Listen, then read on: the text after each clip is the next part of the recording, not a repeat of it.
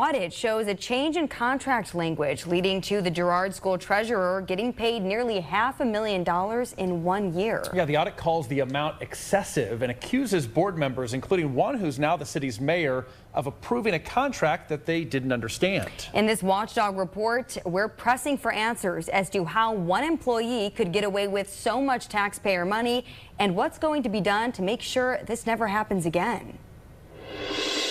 A state audit shows that Girard Schools Treasurer Mark Bello got a pay bump of almost $326,000 for fiscal year 2023, part of a retire-rehire agreement. The audit calls this an excessive and extravagant use of district resources and behavior a prudent person would not consider reasonable and necessary business practices.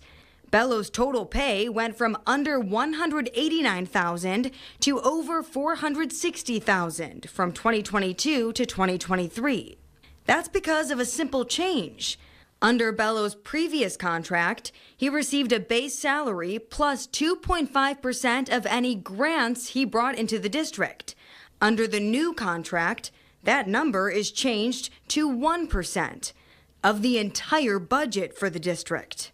Every board member voted in favor of this change, but the audit notes that many of them did not understand this would be a pay increase, believing instead it amounted to a cut. The audit says board members revealed that certain board members were aware of the percentage change in the contract, but were not aware of the language change to all revenue of the district, and there was an expectation of reduced payment to the treasurer. The contract was signed by Bello and now Mayor Mark Zuppo, who was school board president at the time. I pressed Zuppo, the treasurer, and current board members on who wrote the provision language, who read the finalized contract, how this could happen, and whether they had read the agreement they voted on. Zuppo and current members tell me they're advised not to comment because the school board has since hired legal counsel, and this contract could wind up in court. Treasurer Bello, well, he acknowledges he knew his pay would go up, but said even he was surprised by exactly how much.